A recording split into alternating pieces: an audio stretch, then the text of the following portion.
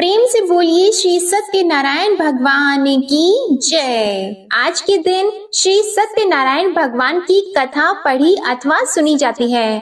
तो आइए आज आपको सुनाते हैं श्री सत्यनारायण भगवान की संपूर्ण व्रत कथा और आरती। एक समय नैमिषारण्य तीर्थ में शौनक आदि 88,000 ऋषियों ने श्री सूत जी से पूछा, हे प्रभु, इस कलयुग में वेद विद्या रहित मनुष्यों को प्रभु भक्ति किस प्रकार मिलेगी और उनका उद्धार कैसे होगा। इसलिए हे मुनि श्रेष्ठ, कोई ऐसा तप कहिए जिससे थोड़े समय में पुण्य प्राप्त हो जाए तथा मनोवांछित फल मिले। वह कथा सुनने की हमारी बहुत इच्छा है। सर्वशास्त्र ज्ञाता श्री सूत जी बोले, हे वैष्णवों में पूज्य, आप सबने प्राणियों के हित की बात पूछी है। अब मैं उस श्रेष्ठ व्रत को आप लोगों से कहूँगा जिस व्रत को नारद जी ने लक्ष्मी नारायण जी से पूछा था और लक्ष्मीपति ने मुनि श्रेष्ठ नारद जी से कहा था। सो ध्यान से सुनिए। एक समय योगी राज नारद जी दूसरों के हित की इच्छा से अनेक लोकों में घूमते हुए मृत्यु लोक में आ पहुँचे। यहाँ अनेक योनियों में जन्मे हुए प्राय सभी मनुष्यों को अपने कर्मों द्वारा अनेकों दुखों से पीड़ित देखकर सोचा, किस यत्न के करने से निश्चय ही प्राणियों के दुखों का नाश हो सकेगा। ऐसा मन में सोचकर विष्णु लोक को चले गए। वहां श्वेत वर्ण और 4 भुजाओं वाले देवों के ईश नारायण को देखकर, जिनके हाथों में शंख चक्र गदा और पद्मा थे, वे वरमाला पहने हुए थे, उनकी स्तुति करने लगे। हे भगवान, आप अत्यंत शक्ति से संपन्न हैं। मन तथा वाणी भी आपको नहीं पा सकती। आपका आदि मध्य अंत नहीं है। निर्गुण स्वरूप सृष्टि के आदि भूति व भक्तों के दुखों को नष्ट करने वाले हो। आपको मेरा नमस्कार है। नारद जी से इस प्रकार की स्तुति सुनकर विष्णु भगवान बोले, हे मुनि श्रेष्ठ, आपके मन में क्या है? आपका किस काम के लिए आगमन हुआ है? निःसंकोच होकर कहिए। तब नारद मुनि बोले, मृत्यु लोक में सब मनुष्य जो अनेक योनियों में पैदा हुए हैं, अपने अपने कर्मों के द्वारा अनेक प्रकार के दुखों से दुखी हो रहे हैं। हे नाथ, मुझ पर दया रखते हो तो बताइए कि उन मनुष्यों के सब दुख थोड़े से ही प्रयत्न से कैसे दूर हो सकते हैं। हे नारद, मनुष्यों की भलाई के लिए तुमने बहुत अच्छी बात पूछी है। जिस काम के करने से मनुष्य मोह से छूट जाता है, वह मैं कहता हूँ, सुनो। बहुत पुण्य देने वाला स्वर्ग तथा मृत्यु लोक दोनों में दुर्लभ एक उत्तम व्रत है। आज मैं प्रेम वश होकर तुमसे कहता हूँ। सत्यनारायण का यह व्रत अच्छी तरह विधि पूर्वक करने से मनुष्य आयु पर्यंत यहाँ सुख भोग कर मरने पर मोक्ष को प्राप्त होता है। श्री भगवान के वचन सुनकर नारद मुनि बोले कि उस व्रत का फल क्या है? क्या उस व्रत का विधान है और किसने यह व्रत किया है और किस दिन यह व्रत करना चाहिए? विस्तार से कहिए। भगवान श्री विष्णु बोले, दुख शोक आदि को दूर करने वाला, धन धान्य को बढ़ाने वाला, सौभाग्य तथा संतान को देने वाला यह व्रत सब स्थानों पर विजयी करने वाला है। भक्ति और श्रद्धा के साथ किसी भी दिन मनुष्य श्री सत्यनारायण की शाम के समय ब्राह्मणों और बंधुओं के साथ धर्म परायण होकर पूजा करे। भक्ति भाव से नैवेद्य, केले का फल, घी, दूध और गेहूं का चूर्ण सवाया ले। गेहूं के अभाव में साठी का चूर्ण, शक्कर और गुड़ ले और सब भक्षण योग्य पदार्थ जमा करा के भगवान के अर्पण कर दें तथा बंधुओं सहित ब्राह्मणों को भोजन कराएं। इसके पश्चात स्वयं भी भोजन करें। नृत्य गीत आदि का आचरण करके भगवान सत्यनारायण का स्मरण करते हुए समय व्यतीत करे। इस तरह व्रत करने पर मनुष्यों की सभी इच्छा निश्चय ही पूरी होती है। विशेषकर कली काल में भूमि पर यही मोक्ष का सरल उपाय है। इसके प्रसंग में सूत जी बोले, हे ऋषियों, जिसने पहले समय में इस व्रत को किया है उसका इतिहास कहता हूँ, ध्यान से सुनो। सुंदर काशीपुरी नगरी में एक अत्यंत निर्धन ब्राह्मण रहता था। वह भूख और प्यास से बेचैन हुआ नित्य पृथ्वी पर घूमता था। ब्राह्मणों से प्रेम करने वाले भगवान ने ब्राह्मण को दुखी देखकर बूढ़े ब्राह्मण का रूप धर के उसके पास जाकर आदर के साथ पूछा, हे विप्र, नित्य दुखी हुआ पृथ्वी पर क्यों घूमते हो? हे श्रेष्ठ ब्राह्मण, यह सब मुझसे कहो, मैं सुनना चाहता हूँ। ब्राह्मण बोला, मैं निर्धन ब्राह्मण हूँ, भिक्षा के लिए पृथ्वी पर फिरता हूँ। हे भगवान, यदि आप इसका उपाय जानते हो तो कृपा करके कहो।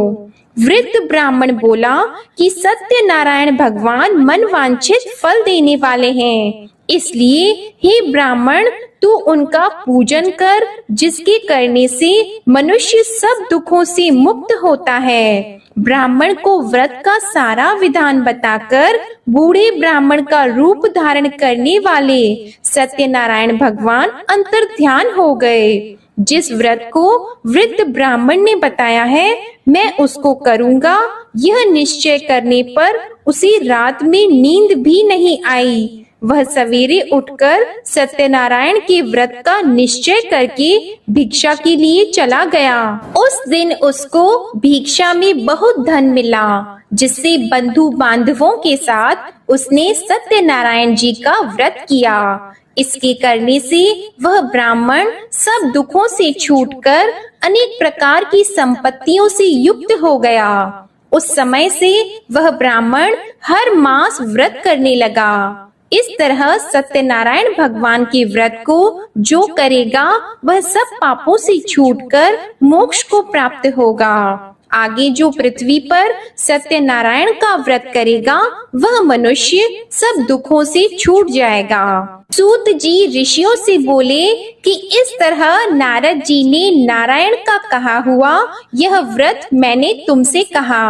हे विप्रो, मैं अब और क्या कहूँ? तब ऋषि बोले, हे मुनीश्वर, संसार में इस ब्राह्मण से सुनकर किस किसने इस व्रत को किया, हम वह सब भी सुनना चाहते हैं। इसके लिए हमारे मन में बहुत श्रद्धा है। सूत जी बोले, हे मुनियों, जिसने इस व्रत को किया है वह सब सुनो। एक समय एक ब्राह्मण धन और ऐश्वर्य के अनुसार बंधु बांधवों के साथ व्रत करने को तैयार हुआ। उसी समय एक लकड़ी बेचने वाला बूढ़ा आदमी आया और बाहर लकड़ियों को रखकर ब्राह्मण के मकान में गया। प्यास से दुखी लकड़हारा उनको व्रत करते देखकर ब्राह्मण को नमस्कार करके कहने लगा कि आप यह क्या कर रहे हैं और इसके करने से क्या फल मिलता है, कृपा करके मुझसे कहिए। ब्राह्मण ने कहा, सब मनोकामनाओं को पूरा करने वाला यह सत्यनारायण भगवान का व्रत है। इसकी ही कृपा से मेरे यहाँ धन धान्य आदि की वृद्धि हुई है। ब्राह्मण से इस व्रत के बारे में जानकर लकड़हारा बहुत प्रसन्न हुआ। चरण अमृत लेकर और प्रसाद खाने के बाद अपने घर को गया। लकड़हारे ने अपने मन में इस प्रकार का संकल्प किया कि आज गांव में लकड़ी बेचने से जो धन मिलेगा उसी से सत्यनारायण देव का उत्तम व्रत करूंगा। यह मन में विचार करके वह बूढ़ा आदमी लकड़ियां अपने सिर पर रखकर जिस नगर में धनवान लोग रहते थे वह ऐसे सुंदर नगर में गया। उस दिन वहां पर उसे उन लकड़ियों का दाम पहले दिनों से चौगुना मिला। तब वह बूढ़ा लकड़हारा दाम लेकर और अति प्रसन्न होकर पक्के केले की फली, शक्कर, घी, दूध, दही और गेहूं का चूर्ण इत्यादि सत्यनारायण भगवान के व्रत की कुल सामग्रियों को लेकर अपने घर गया। फिर उसने अपने भाइयों को बुलाकर विधि के साथ भगवान जी का पूजन और व्रत किया। उस व्रत के प्रभाव से वह बूढ़ा लकड़हारा धन पुत्र आदि से युक्त हुआ और संसार के समस्त सुख भोग कर वैकुंठ को चला गया। श्री सूत जी बोलते हैं कि हे श्रेष्ठ मुनियों, अब आगे की कथा कहता हूँ, सुनो। पहले समय में उल्का मुख नाम का एक बुद्धिमान राजा था। वह सत्य वक्ता और जितेंद्रिय था। प्रतिदिन देव स्थानों पर जाता तथा गरीबों को धन देकर उनके कष्ट दूर करता था। उसकी पत्नी कमल के समान मुख वाली और सती साध्वी थी। भद्रशीला नदी के तट पर उन दोनों ने श्री सत्यनारायण भगवान का व्रत किया। उस समय में वहां एक साधु वैश्य आया। उसके पास व्यापार के लिए बहुत सा धन था। वह नाव को किनारे पर ठहराकर राजा के पास आ गया और राजा को व्रत करते हुए देखकर विनय के साथ पूछने लगा, हे राजन, भक्ति युक्त चित्त से यह आप क्या कर रहे हैं? मेरी सुनने की इच्छा है, सो आप यह मुझे बताइए। राजा बोला, हे साधु, अपने बांधवों के साथ पुत्र आदि की प्राप्ति के लिए महाशक्तिवान सत्यनारायण भगवान का व्रत व पूजन किया जा रहा है। राजा के वचन सुनकर साधु आदर से बोला, हे राजन, मुझसे इसका सब विधान कहो। मैं भी आपके कथन अनुसार इस व्रत को करूंगा। मेरे भी कोई संतान नहीं है और इससे निश्चय ही हो जाएगी। राजा से सब विधान सुनकर व्यापार से निवृत्त हो वह आनंद के साथ घर गया। साधु ने अपनी स्त्री से संतान देने वाले उस व्रत का समाचार सुनाया और कहा कि जब मेरे संतान होगी तब मैं इस व्रत को करूंगा। साधु ने ऐसे वचन अपनी स्त्री लीलावती से कहे। एक दिन उसकी स्त्री लीलावती पति के साथ आनंदित होकर सांसारिक धर्म में प्रवृत्त होकर सत्यनारायण भगवान की कृपा से गर्भवती हो गई तथा 10वें महीने में उसके एक सुंदर कन्या का जन्म हुआ। दिनों दिन वह इस तरह बढ़ने लगी जैसे शुक्ल पक्ष का चंद्रमा बढ़ता है। कन्या का नाम कलावती रखा गया। तब लीलावती ने मीठे शब्दों में अपने पति से कहा कि जो आपने संकल्प किया था, भगवान का व्रत करूंगा, अब आप उसे करिए। साधु बोला, हे प्रिय, इसके विवाह पर करूंगा। इस प्रकार अपनी पत्नी को आश्वासन देकर वह नगर को गया। कलावती पितृगृह में वृद्धि को प्राप्त हो गई। साधु ने जब नगर में सखियों के साथ अपनी पुत्री को देखा तो तुरंत दूत को बुलाकर कहा कि पुत्री के वास्ते कोई सुयोग्य वर देखिए। साधु की आज्ञा पाकर दूत कंचन नगर पहुंचा और वहां पर बड़ी खोज और देखभाल कर लड़की के लिए सुयोग्य वाणिक पुत्र को ले आया। उस सुयोग्य लड़के को देखकर साधु ने अपने बंधु बांधवों सहित प्रसन्न चित्त अपनी पुत्री का विवाह उसके साथ कर दिया। किंतु दुर्भाग्य से विवाह के समय भी उस व्रत को करना भूल गया। तब श्री भगवान क्रोधित हो गए और श्राप दिया कि तुम्हें दारुण दुख प्राप्त होगा। अपने कार्य में कुशल साधु बनिया जमाता सहित समुद्र स्थित रत्नपुर नगर में गया और वहां दोनों ससुर जमाई चंद्रकेतु राजा के उस नगर में व्यापार करने लगे। एक रोज भगवान सत्यनारायण की माया से प्रेरित कोई चोर राजा का धन चुराकर भागा जा रहा था, किंतु राजा के दूतों को आता देखकर चोर ने घबराकर भागते हुए राजा के धन को वहीं चुपचाप रख दिया जहां वो ससुर जमाई ठहरे हुए थे। तब दूतों ने उस साधु वैश्य के पास राजा के धन को रखा देखा तो वे दोनों को बांध कर ले गए और प्रसन्नता से दौड़ते हुए राजा के समीप जाकर बोले, यह 2-4 हम पकड़कर लाए हैं, देखकर आज्ञा दें। तब राजा की आज्ञा से उनको कठोर कारावास में डाल दिया और उनका सब धन छीन लिया। सत्यनारायण भगवान के श्राप द्वारा उनकी पत्नी भी घर पर बहुत दुखी हुई और घर पर जो धन रखा था चोर चुरा कर ले गए। शारीरिक व मानसिक पीड़ा तथा भूख प्यास से अति दुखित होकर अन्न की चिंता में कलावती एक ब्राह्मण के घर गई। वहां उसने सत्यनारायण भगवान का व्रत होते देखा, फिर कथा सुनी तथा प्रसाद ग्रहण करके रात को घर आई।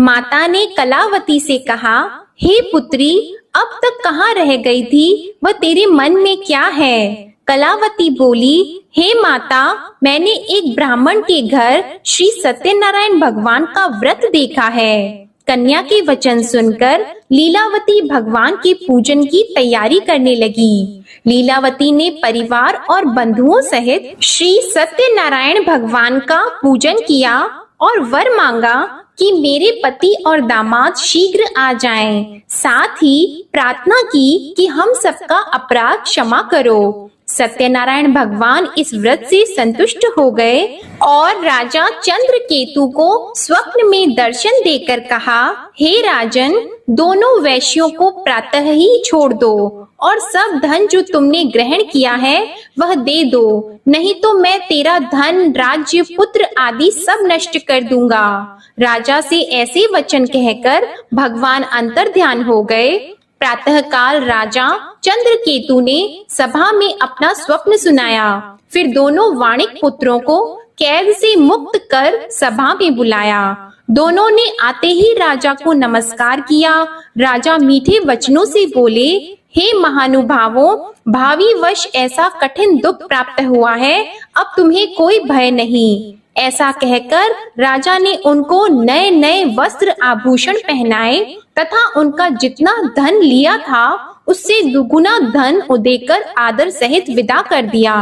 दोनों वैश्य अपने घर को चले गए। सूत जी बोले, वैश्य ने मंगलाचार करके यात्रा आरंभ की और अपने नगर को चला। उनके थोड़ी दूर निकलने पर दंडी वेशधारी सत्यनारायण भगवान ने उनसे पूछा, हे साधु, तेरी नाव में क्या है? अभिमानी वाणिक हंसता हुआ बोला, हे दंडी, आप क्यों पूछते हो? क्या धन लेने की इच्छा है? मेरी नाव में तो बेल और पत्ते भरे हैं। वैश्य का कठोर वचन सुनकर भगवान ने कहा, तुम्हारा वचन सत्य हो। दंडी ऐसा कहकर वहां से दूर चले गए और कुछ दूर जाकर समुद्र के किनारे बैठ गए।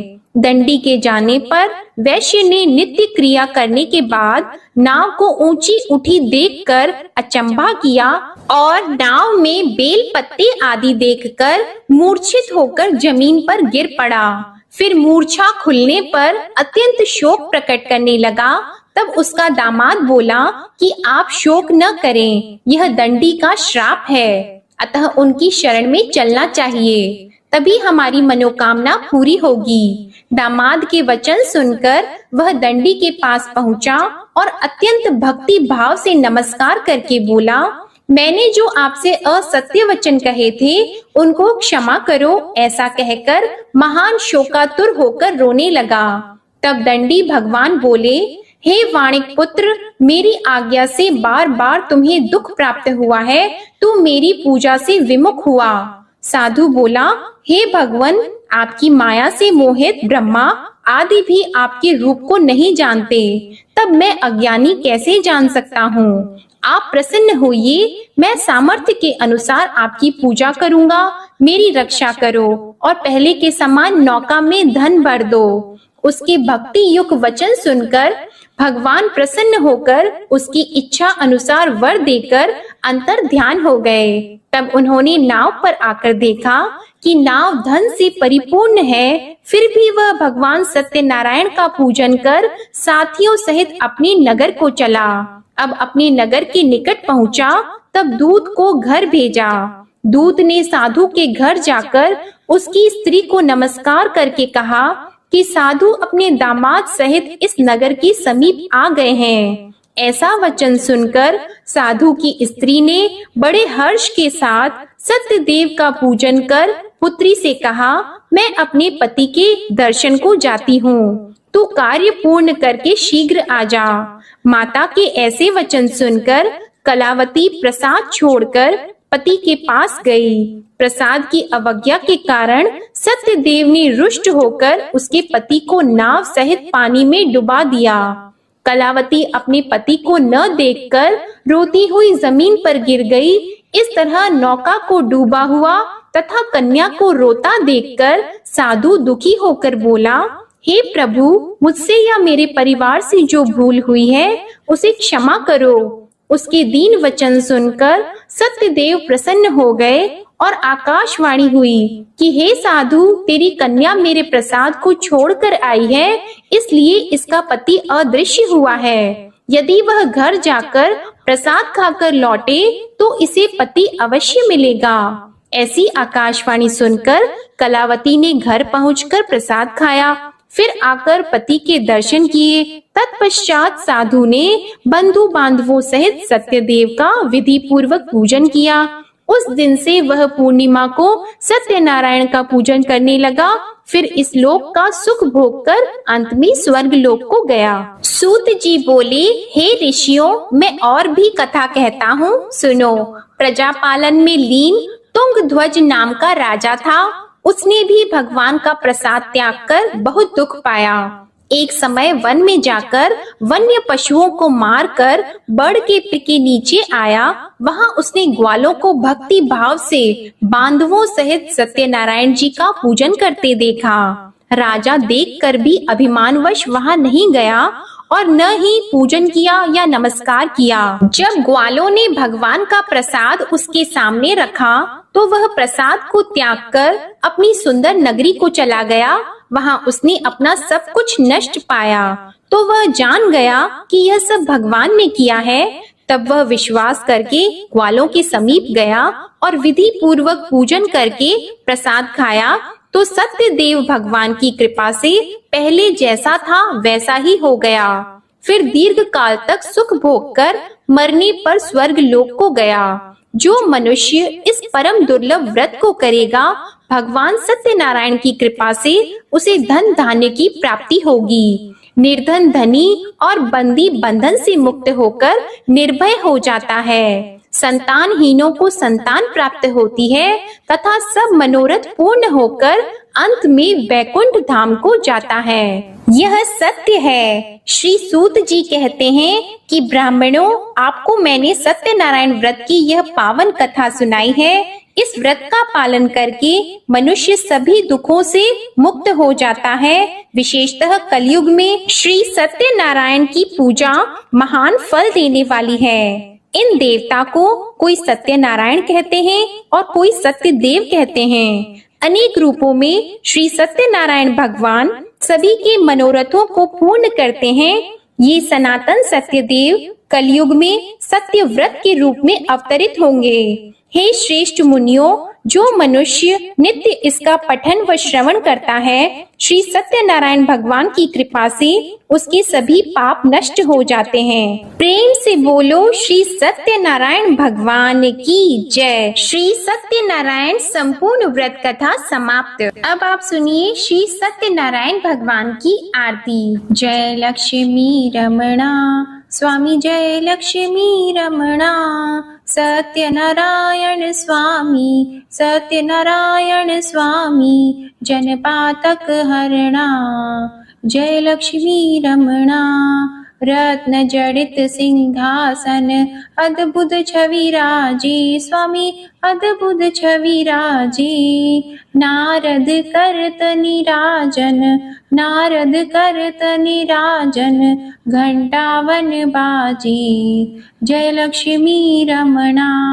प्रगट भई कलि कारण, द्विज को दरस दियो स्वामी, द्विज को दरस दियो। बूढ़ो ब्राह्मण बनकर, बूढ़ो ब्राह्मण बनकर, कंचन महल कियो। जय लक्ष्मी रमणा। दुर्बल भील कठारो, जिन पर कृपा करी, जिन पर कृपा करी। चंद्रचूड़ एक राजा, चंद्रचूड़ एक राजा, तिनकी विपत्ति हरी। जय लक्ष्मी रमणा। वैश्य मनोरथ पायो, श्रद्धा तज दीन्ही। स्वामी श्रद्धा तज दीन्ही। सो फल भोग्यो प्रभु जी, फिर स्तुति कीन्ही। जय लक्ष्मी रमणा। भाव भक्ति के कारण छिन छिन रूप धरियो। स्वामी छिन छिन रूप धरियो। श्रद्धा धारण कीन्ही, श्रद्धा धारण कीन्ही। तिनको काज सरियो। जय लक्ष्मी रमणा। ग्वाल बाल संग राजा, बन में भक्ति करी। स्वामी बन में भक्ति करी। मन वांछित फल दीन्हो, मन वांछित फल दीन्हो। दीन दयालु हरि। जय लक्ष्मी रमणा। चढ़त प्रसाद सवायो, कदली फल मेवा। स्वामी कदली फल मेवा। धूप दीप तुलसी से, धूप दीप तुलसी से। राजी सत्य देवा। जय लक्ष्मी रमणा। सत्यनारायण जी की आरती जो कोई नर गावे। स्वामी जो कोई नर गावे। तन मन सुख संपत्ति, तन मन सुख संपत्ति। मन वांछित फल पावे। जय लक्ष्मी रमणा। बोलो जय लक्ष्मी रमणा। प्रेम से बोलिए श्री सत्यनारायण भगवान की जय हो। इसी के साथ आप हमारे चैनल पर अघन पूर्णिमा की व्रत कथा और मार्गशीर्ष मास महात्म्य की कथा को भी जरूर सुनिएगा। श्री सत्यनारायण भगवान की जय।